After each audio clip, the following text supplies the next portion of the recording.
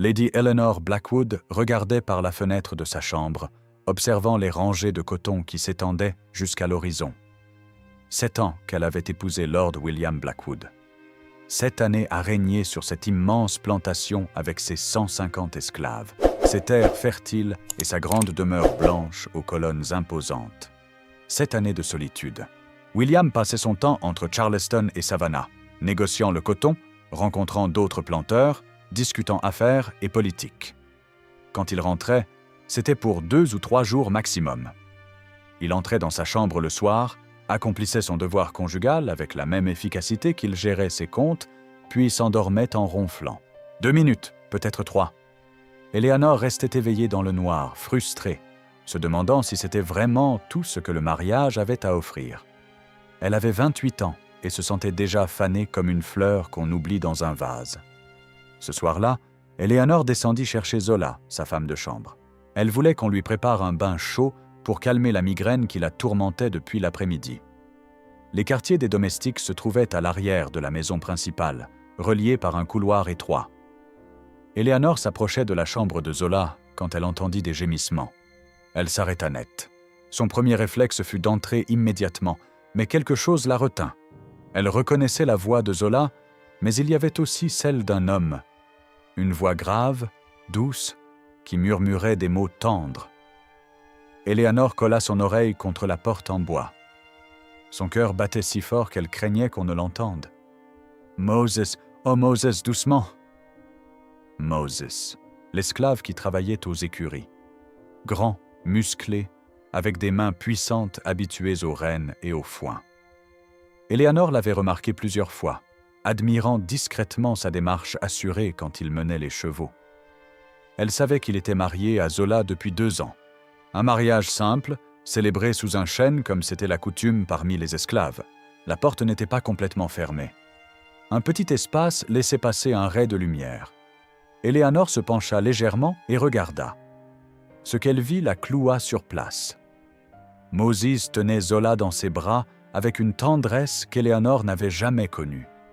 Ses mains caressaient sa peau avec une lenteur délibérée, comme s'il mémorisait chaque courbe, chaque frisson. Il l'embrassait avec une passion qui faisait monter une chaleur étrange dans le ventre d'Eleanor. Zola gémissait, accrochée à lui, tremblante de plaisir. Eleanor aurait dû partir, appeler les contremaîtres, faire fouetter Moses pour avoir osé être heureux alors qu'elle-même ne l'était pas. Mais elle resta, hypnotisée, incapable de détacher son regard. Moses murmurait des choses à Zola en yoruba, leur langue ancestrale qu'il se permettait dans l'intimité. Eleanor ne comprenait pas les mots, mais le ton était universel. C'était de l'amour pur, sans filtre, sans honte. Il embrassait chaque parcelle de sa peau comme si c'était sacré. Ses gestes n'avaient rien de la brutalité mécanique que William employait.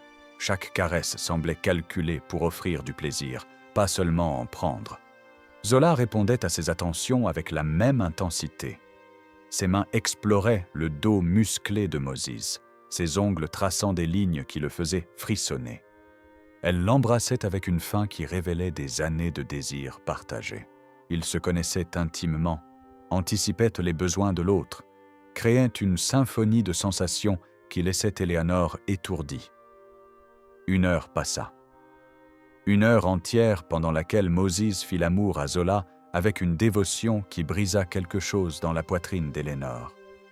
Il prenait son temps, alternant douceur et intensité, attentif au moindre soupir de sa femme. Parfois il ralentissait, la laissant supplier pour plus. D'autres fois il accélérait, la menant au bord du précipice avant de la laisser retomber. C'était un jeu qu'ils maîtrisaient tous les deux, une danse apprise au fil des mois. Zola atteignit plusieurs fois ce point culminant qu'Eleanor n'avait jamais connu, criant le nom de Moses comme une prière. Son corps se tendait comme un arc, puis retombait, tremblante et comblée. Et Moses continuait, prolongeant son plaisir jusqu'à ce qu'elle le supplie d'arrêter, submergée par trop de sensations. Quand ce fut terminé, Moses berça Zola contre son torse, lui murmurant combien il l'aimait, combien elle était précieuse. Il traçait des cercles paresseux sur son épaule, déposait des baisers sur son front. Ils parlèrent de leur journée, des petits riens qui composaient leur existence. Zola riait de quelque chose que Moses disait, un rire cristallin qui transperça le cœur d'Eléanor. Eléanor les observait se parler à voix basse, rire doucement, s'embrasser avec tendresse. Ils planifiaient leur futur, aussi incertain soit-il. Zola mentionnait son désir d'avoir des enfants. Moses promettait de construire un berceau avec du bois de chêne. Des rêves simples, modestes, mais portés avec un espoir qui faisait honte à la richesse vide d'Eléanor. C'était intime, c'était beau, c'était tout ce qu'Eléanor désirait et n'aurait jamais. Elle avait la grande maison, les robes somptueuses, les bijoux, le nom respectable. Mais Zola avait l'essentiel, être aimée pour ce qu'elle était, pas pour ce qu'elle représentait. Elle retourna dans sa chambre, les jambes tremblantes. Son cœur battait encore la chamade. Elle s'allongea sur son lit, mais impossible de dormir. Les images revenaient sans cesse, gravées dans sa mémoire. Les mains de Moses sur la peau de Zola, sa bouche qui explorait chaque parcelle de son corps, sa patience, sa passion, son amour évident. William ne l'avait jamais touchée ainsi, jamais regardée avec cette intensité, jamais pris le temps de découvrir ce qui lui faisait plaisir. Pour lui, elle n'était qu'un ventre censé produire des héritiers, un visage présentable lors des réceptions, une présence muette qui gérait la maison pendant ses absences. Eléanor passa la nuit à se retourner dans son lit, tourmentée par une jalousie dévorante. Zola n'était qu'une esclave, et pourtant elle avait ce qu'Eléanor ne pourrait jamais obtenir, un homme qui l'aimait vraiment. Les jours suivants furent un supplice. Eléanor observait Moses aux écuries, le regardant brosser les chevaux, porter les ballots de foin, rire avec les autres esclaves. Il dégageait une force tranquille, une assurance naturelle. Elle remarquait la façon dont il souriait quand Zola passait près de lui, l'échange de regards complices entre eux. Zola continuait son service comme si de rien n'était, arrangeant les cheveux d'Eléanor chaque matin, l'habillant, écoutant ses plaintes sans broncher. Eléanor la détestait pour son bonheur discret. Elle la détestait et l'enviait à la fois. La nuit, Eléanor ne pouvait s'empêcher de penser à Moses. Elle imaginait ses mains sur sa propre peau, sa bouche sur son cou, sa voix grave murmurant son nom. C'était inapproprié, scandaleux, dangereux. Mais plus elle essayait de chasser ses pensées, plus elle revenait avec force. Un mois passa ainsi. Eléanor dormait mal, mangeait peu, devenait irritable. Les domestiques marchaient sur des œufs autour d'elle, craignant ses sautes d'humeur. William était reparti pour Charleston sans remarquer le changement chez sa femme. Il ne remarquait jamais rien. Un soir, alors que la chaleur étouffante de juin rendait l'air presque irrespirable, Eléanor prit sa décision. Elle ne pouvait plus continuer ainsi. Elle voulait savoir. Elle voulait ressentir ce que Zola ressentait dans les bras de Moses. Elle fit appeler Moses dans ses appartements. Le majordome, surpris par cette demande inhabituelle, hésita un instant avant d'obéir. Quelques minutes plus tard, on frappait à la porte. « Entrez !» Moses entra, retirant son chapeau, gardant les yeux baissés comme on le lui avait appris.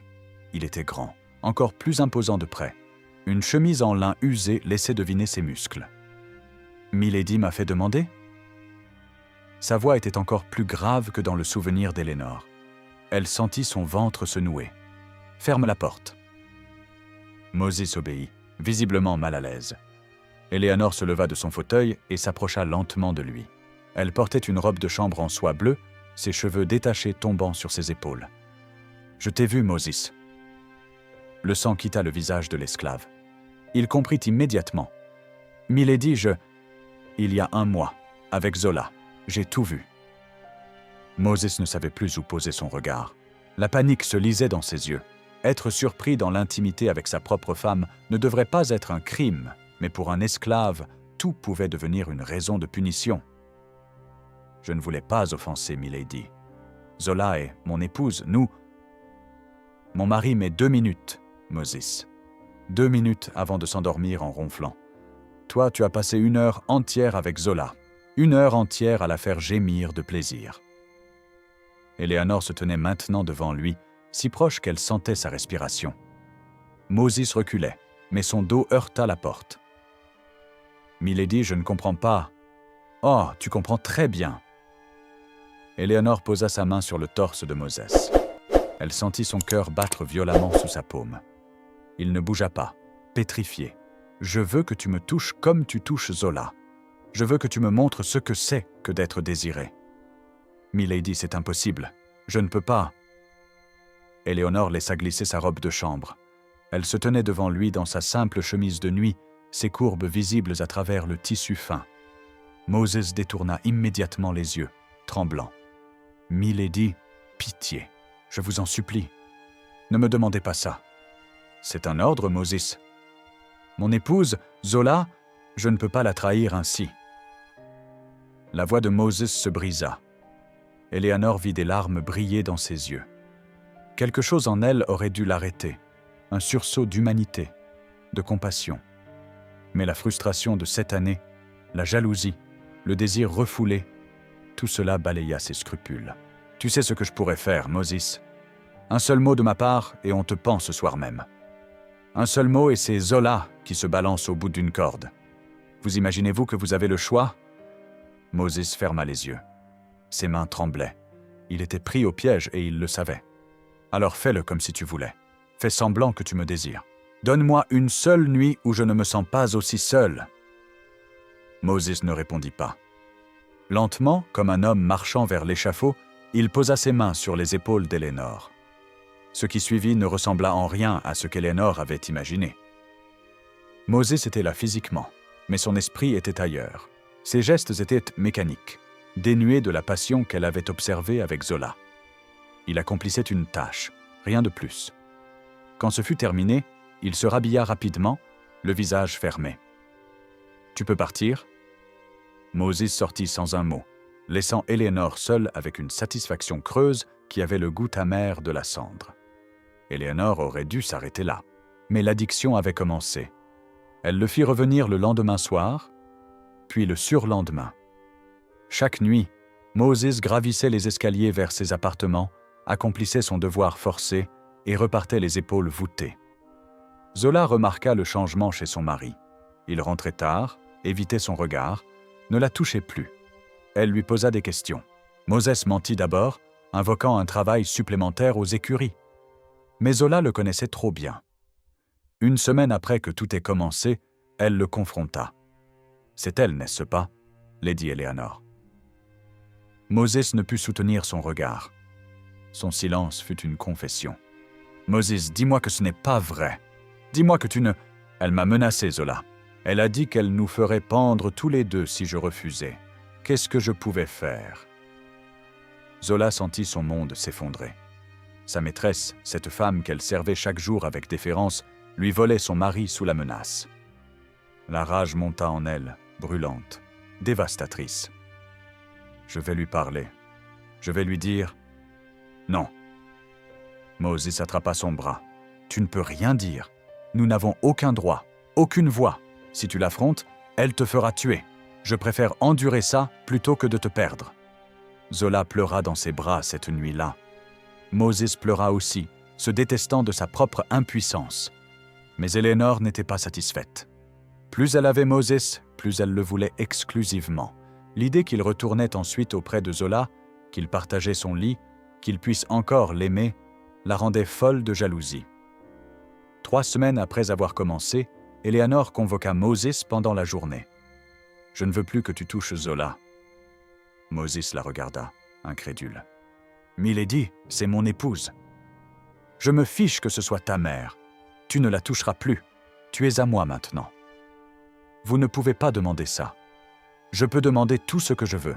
Je suis ta maîtresse, au sens propre comme au sens figuré. » Moses serra les poings, luttant contre une rage qu'il ne pouvait exprimer. « Faites de moi ce que vous voulez, mais laissez Zola tranquille.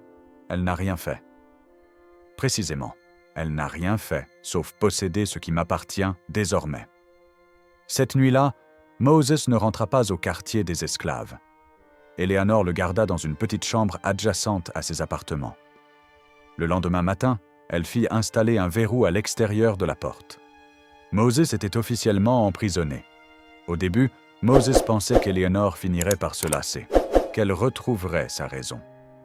Mais les jours passèrent, puis les semaines, et il comprit qu'elle ne le libérerait jamais. La petite chambre devint son monde. 4 murs, un lit étroit, une fenêtre donnant sur les champs qu'il ne foulerait plus. Éléonore venait chaque nuit, parfois même l'après-midi quand la maison était calme. Elle ne parlait presque pas, le touchait sans tendresse, cherchant désespérément quelque chose qu'elle ne trouvait pas. Les premières semaines, Moses essaya de garder un semblant de routine mentale. Il comptait les jours en faisant des marques sur le mur avec ses ongles. Il récitait des prières que sa grand-mère lui avait apprises enfant, des mots yoruba qui lui rappelaient un temps avant l'esclavage, avant l'Amérique. Il pensait à Zola constamment, se remémorant leurs conversations, leurs rires, la façon dont elle plissait les yeux quand elle était concentrée. Mais l'isolement et les abus répétés commencèrent à éroder sa santé mentale. Moses réalisait qu'il n'était plus un homme aux yeux d'Éléonore. Il était une chose, un objet qu'on rangeait dans un placard quand on n'en avait plus besoin. Cette réalisation fut plus dévastatrice que n'importe quelle torture physique. Le 2e mois, il cessa de compter les jours. Les marques sur le mur devenaient floues, perdaient leur sens. Le temps se transformait en une masse informe où chaque moment ressemblait au précédent. Seules les visites d'Éléonore marquaient une différence, mais même celle-ci se fondait en une seule longue nuit d'horreur. Moses tentait encore de résister psychologiquement. Quand Éléonore le touchait, il fermait les yeux et pensait à Zola. Il se remémorait leur nuit de noces, célébrée sous les étoiles, avec les autres esclaves comme témoins. Il se rappelait comment Zola avait pleuré de joie quand il lui avait offert un bracelet qu'il avait tressé avec des brins de cuir. Ses souvenirs étaient sa bouée de sauvetage, la preuve qu'il avait été heureux un jour. Mais petit à petit, même ses souvenirs commencèrent à se décolorer. Le visage de Zola devenait flou dans sa mémoire. Le son de sa voix s'estompait. Moses paniquait quand il réalisait qu'il ne se rappelait plus exactement la sensation de ses lèvres contre les siennes. Perdre ses souvenirs équivalait à perdre la dernière parcelle de dignité qui lui restait. Il ne mangeait presque plus. Les plateaux qu'on lui apportait 2 fois par jour restaient intacts. La nourriture avait perdu tout goût. Avaler devenait un effort qu'il ne voulait plus faire. Son corps magnifique, celui qu'Éléonore avait tant convoité, commença à maigrir dangereusement. Ses muscles fondirent, laissant place à des os saillants. Sa peau devint terne, ses yeux perdus dans des orbites creuses. Le 3e mois marqua un tournant.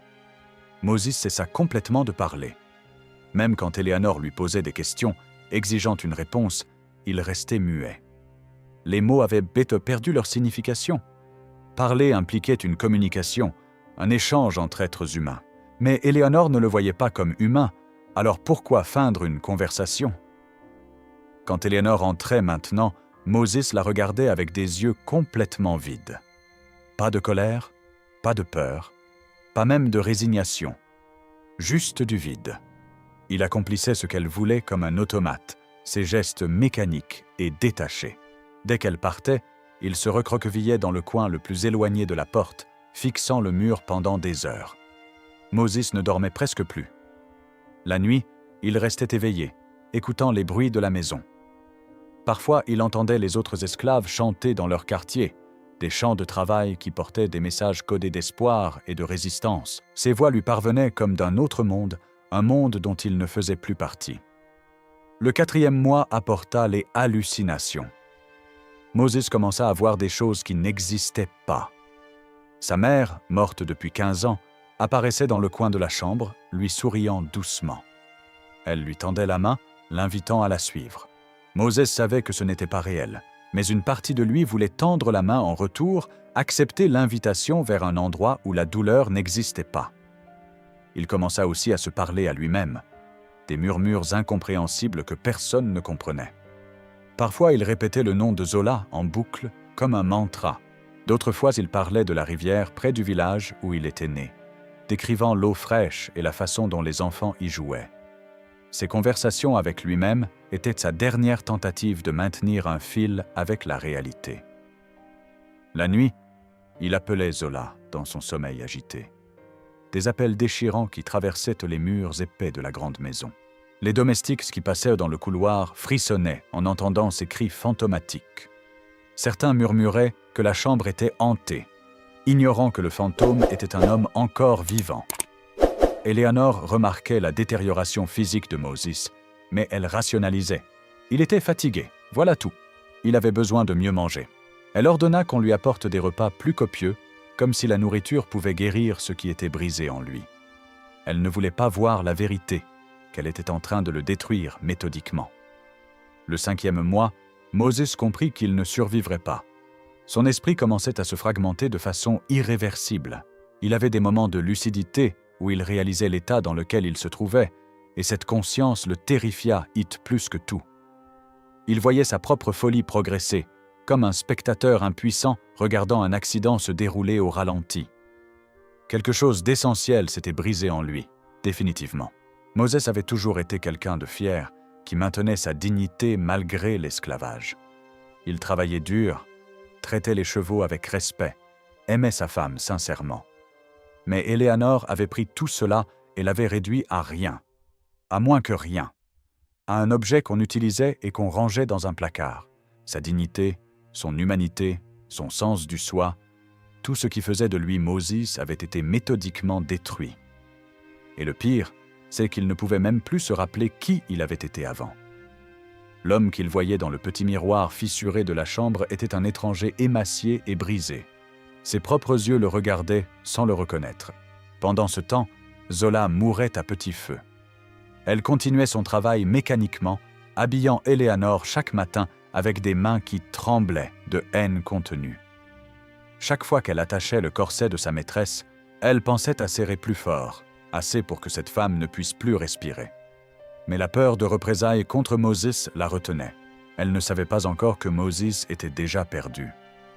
Zola savait où était son mari, enfermé quelque part dans les étages supérieurs, mais elle ne pouvait rien faire. Les autres esclaves murmuraient entre eux, conscients que quelque chose de terrible se passait, mais personne n'osait défier Lady Eleanor. Le pouvoir qu'elle détenait était absolu, et ils avaient tous vu ce qui arrivait à ceux qui osaient se rebeller. Une nuit, Zola eut un cauchemar. Elle rêva que Moses l'appelait, qu'il lui tendait la main à travers une rivière de sang. Mais quand elle essayait de l'atteindre, il s'éloignait, disparaissant dans l'obscurité. Elle se réveilla en sursaut, le visage trempé de larmes, avec la certitude que quelque chose de terrible allait se passer. Elle essaya une fois de s'approcher de la chambre où Moses était retenu. C'était tard dans la nuit, quand tout le monde dormait. Elle montait l'escalier à pas de loup, son cœur battant si fort qu'elle craignait qu'on ne l'entende. Mais Eleanor la surprit dans le couloir, sortant de ses appartements comme un spectre blanc. « Que fais-tu ici » La voix d'Eleanor était glaciale. Avant que Zola ne puisse répondre, Eleanor l'attrapa par les cheveux et la gifla violemment. Le coup résonna dans le couloir silencieux. Zola goûta le sang dans sa bouche. « Si je te revois rôder par ici, je te fais fouetter jusqu'à ce que ta peau se décolle. Moses n'est plus ton mari, il est à moi. Tu comprends ? À moi !» Eleanor la gifla encore, puis la poussa vers l'escalier. Zola dévala les marches, manquant de tomber plusieurs fois. Elle retourna à ses quartiers, le cœur brisé, réalisant qu'elle ne pourrait jamais sauver Moses. Mais un plan commença à germer dans son esprit. Si elle ne pouvait pas le sauver, au moins elle pourrait le venger. Le 6e mois, Moses prit sa décision. C'était un après-midi pluvieux, le genre de journée grise qui semblait s'étendre indéfiniment. Eleanor était partie superviser les travaux dans les champs. Moses était seul, comme toujours. Il regarda autour de la petite chambre qui avait été sa prison.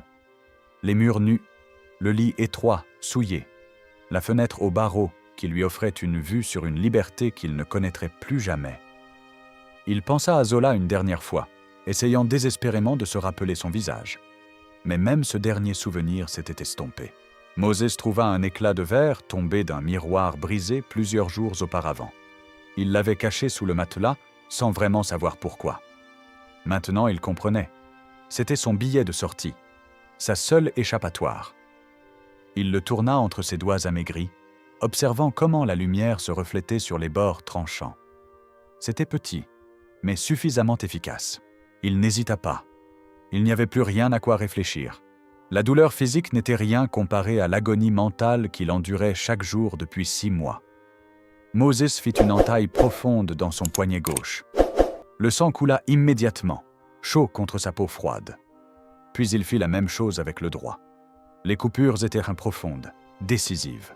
Il ne voulait pas risquer un échec et se retrouver encore plus invalide dans cette prison. Il s'allongea sur le lit étroit, posant ses bras le long de son corps pour laisser le sang couler librement. La douleur était vive au début, puis elle s'atténua rapidement. Une sensation de froid envahit ses membres, puis une étrange euphorie. Son corps se sentait léger, comme s'il flottait. Moses ferma les yeux et pensa à Zola.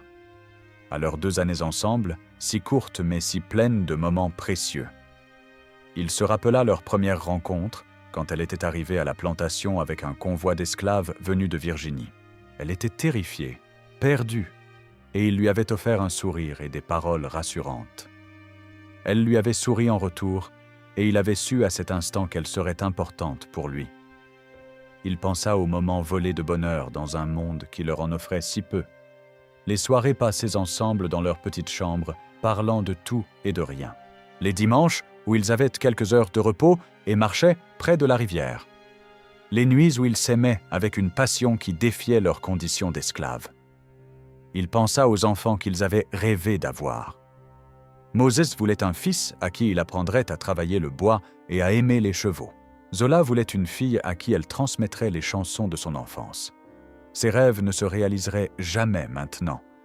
Il pensa aux vieux jours qu'ils espéraient passer ensemble, aussi improbable que cela puisse être pour des esclaves. Moses s'imaginait avec des cheveux gris, tenant la main ridée de Zola, se racontant des histoires qu'ils avaient vécues ensemble. Même cela lui avait été volé. Tout cela lui avait été pris par Éléanore, par ce système qui permettait à certains humains d'en posséder d'autres, par cette société qui voyait sa peau noire et en déduisait qu'il n'était pas vraiment une personne.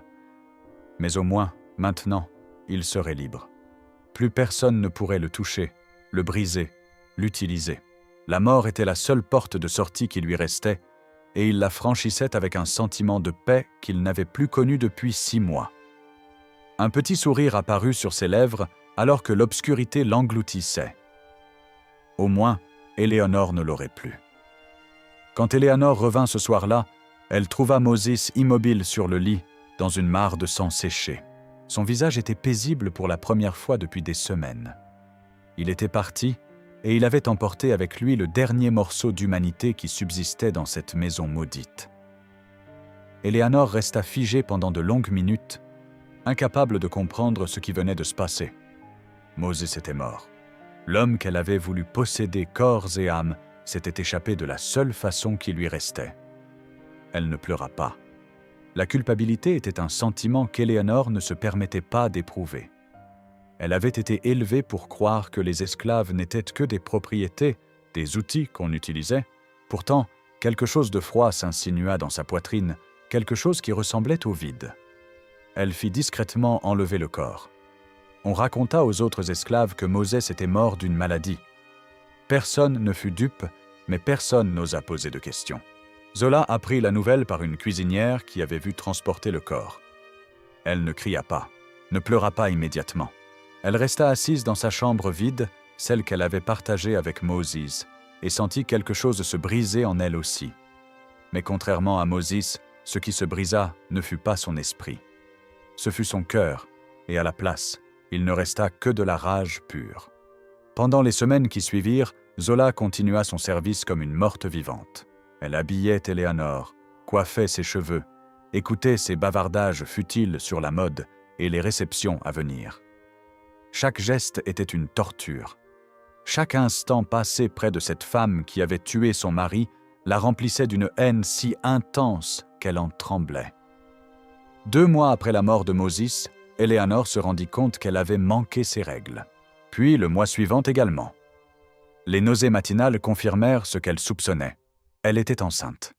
Elle ne savait pas si l'enfant était de William ou de Moses. Lord Blackwood était revenu 1 semaine début juillet, accomplissant son devoir conjugal habituel avant de repartir. Mais les dates étaient floues dans l'esprit d'Éléonore. Une partie d'elle espérait que c'était l'enfant de Moses. Au moins, elle aurait gardé quelque chose de lui. Éléonore décida d'en parler à Zola. Après tout, Zola avait de l'expérience avec les accouchements, aidant souvent la sage-femme de la plantation. C'était une conversation pratique, rien de plus. Ce matin-là, alors que Zola terminait de lasser le corset d'Eleanor, celle-ci se retourna vers elle avec un sourire. « Zola, j'ai quelque chose à t'annoncer. Je suis enceinte. » Zola resta immobile, les doigts figés sur les lacets. « J'aimerais que tu m'aides pendant la grossesse. Tu connais les tisanes à prendre, les positions pour soulager les douleurs. Tu seras ma principale aide jusqu'à l'accouchement. » Quelque chose explosa dans la tête de Zola. Toute la rage contenue pendant des mois, toute la douleur, tout le chagrin, tout se déversa d'un coup. Eleanor osait lui demander de l'aide.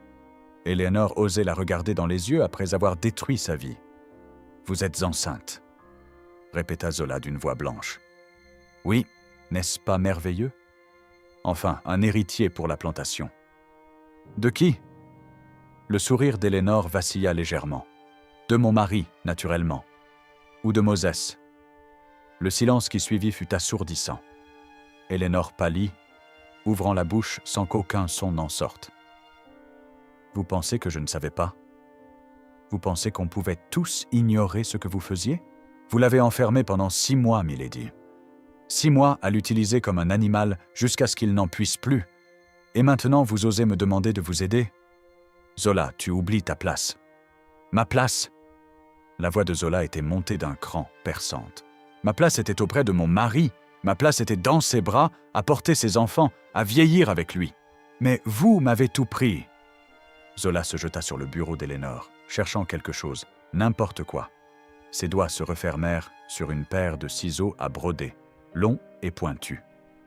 Eleanor recula, réalisant trop tard le danger. « Zola, calme-toi. »« Me calmer? Vous voulez que je me calme alors que vous avez tué l'homme que j'aimais? Alors que vous portez peut-être son enfant, l'enfant qu'il aurait dû avoir avec moi ?» Zola avança, les ciseaux levés. Eleanor voulut crier, mais aucun son ne sortit de sa gorge. Elle était paralysée par la peur, la même peur que Moses avait dû ressentir quand elle l'avait menacé la première fois. Les ciseaux s'enfoncèrent dans son ventre. Eleanor ouvrit grand les yeux, choquée. La douleur explosa dans tout son corps. Zola retira les ciseaux et frappa encore. Et encore. Et encore. « Vous, tout ce que vous savez faire, c'est prendre !» cria Zola entre chaque coup. « Prendre notre liberté, prendre notre bonheur, prendre nos vices !»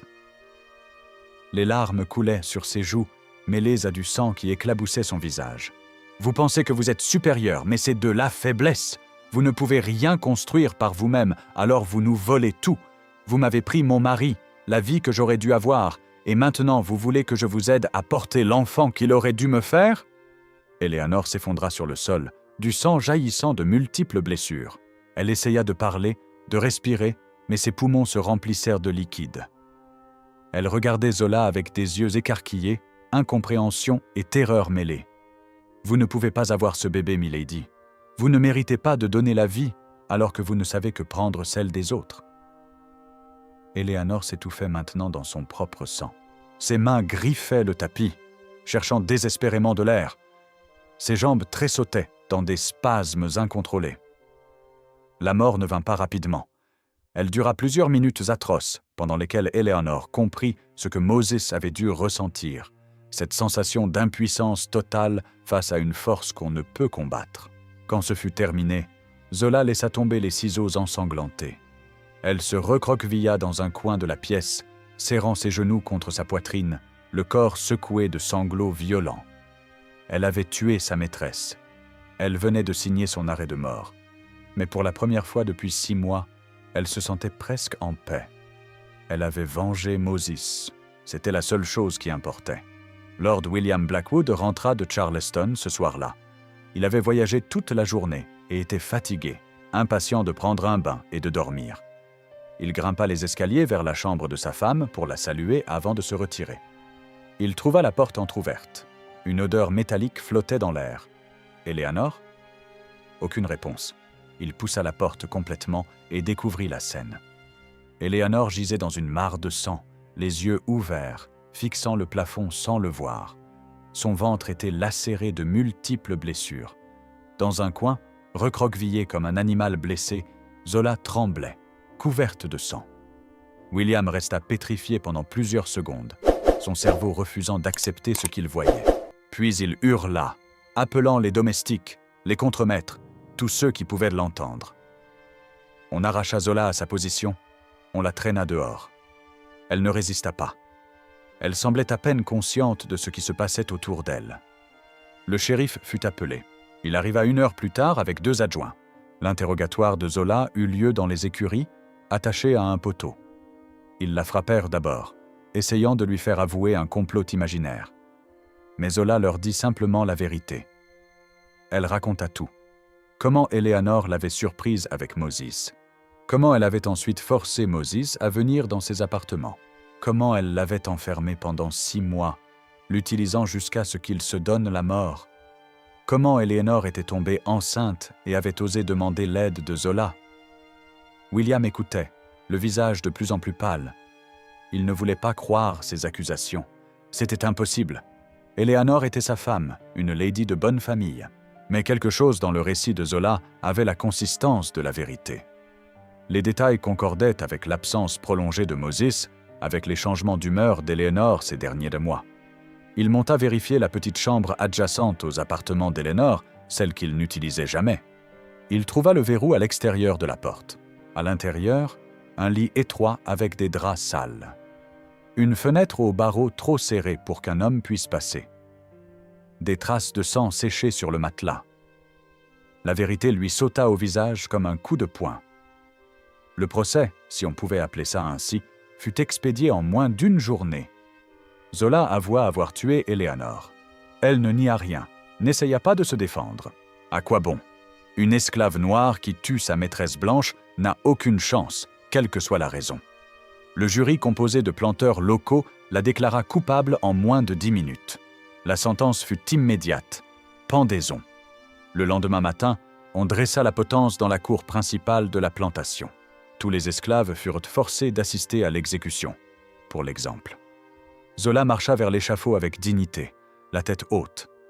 Elle ne pleura pas, ne supplia pas. Juste avant qu'on lui passe la corde autour du cou, elle regarda William droit dans les yeux. « J'avais raison, elle avait tort. Mais je ne suis qu'une esclave, alors ça ne compte pas. » Ce furent ses derniers mots. La trappe s'ouvrit. Son corps chuta, puis resta suspendu, se balançant doucement dans la brise matinale.